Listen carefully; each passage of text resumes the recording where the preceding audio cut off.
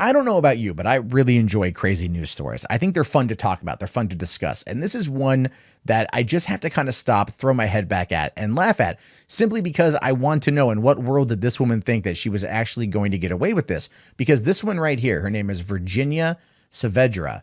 She is currently arrested. Why? Because, she faked being kidnapped in order to steal a car. Now, first off, I kind of respect the play here. The play was not well thought out, right? But it was a good idea in theory, where you fake being kidnapped, so you automatically pull out that emotional support card. People think you're the victim, so their guard is lowered around you. They kind of allow you to just do whatever you need to do while they go off and do something else, and then you're kind of free to take their stuff. It's a solid play. I'm glad she's caught, but unfortunately, the dude's vehicle wasn't so lucky. So it says here that a North Carolina woman ran into a man's house on Wednesday to say that she had just escaped an attempted kidnapping by a stranger. Virginia Saavedra, 37 years old, then allegedly took advantage of the Good Samaritan's kindness by stealing his truck before leading authorities on a high-speed chase. So this chick went into a dude's house. She ran up to his door, pounded on the door, said, "Help me, help me, help me, help me, help me."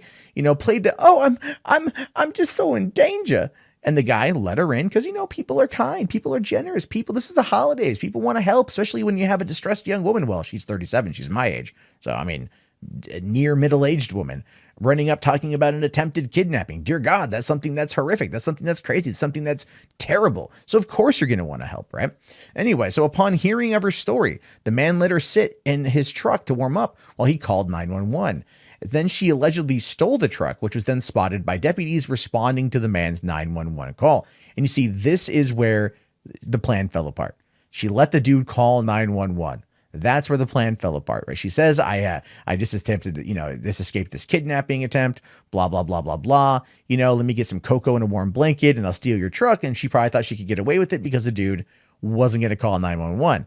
But she probably thought that, he's calling 911. Now she's past the point of no return. She's got to go out there and she's got to make a play for this. Anyway, so then the cops are on their way because a kidnapping is a big deal. It's a federal crime. Cops are going to show up pretty quick.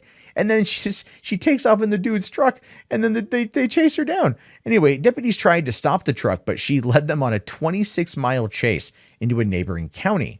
Then they boxed in the truck and it got stuck on a grassy shoulder.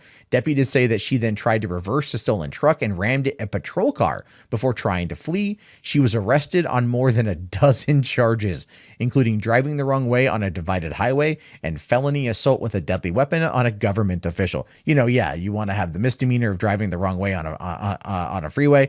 And then also, your vehicle is considered attempted murder or felony assault with a deadly weapon on a government official. She's not having a good day. But this is where it gets even funnier. She gave the authorities a fake name upon arrest, but was correctly identified when she got to jail. It's unclear if she has a lawyer. Oh no, this girl, she don't have a lawyer. One will be provided by her by the state. That's 100% going to be what happens there. But I cannot help but chuckle at the story because this woman thought it would be a good play. How do I steal a truck? Well, if I fake I got kidnapped, I'm going to be able to get him off guard and take his stuff without him knowing about it. But as my friends and I said way back in the day, before cell phones, right? I think back in the early days of cell phones, right? You can outrun a cop, but you can't outrun a Motorola. And that's kind of the point here, is that like the dude called 911 and then she was like, well, point of no return. I got to do this. I got to go. It's now or never. She, I could only imagine she's like trying to hype herself up, pump herself up. She's like, all right, Virginia, you can do this, girl. You can do this. You can steal this man's truck, because that seems like the actual really good thing you should be doing right now, in her mind, obviously not the real answer. And then she just took off and she got busted, but she, rammed a cop car with this truck. Got it stuck, probably tore it up a little bit. And now, she's got a dozen charges. I'm pretty sure a few felonies. We're not going to see much out of her for quite some time. But my question then, it really does kind of boil down to the motivation. What is the motivation here? Why would you fake a kidnapping and steal a truck? I mean, look, I understand that when it comes to crime, these are things we never fully know the answer to, all that kind of good, happy, fun stuff. But I still can't help but ask that question.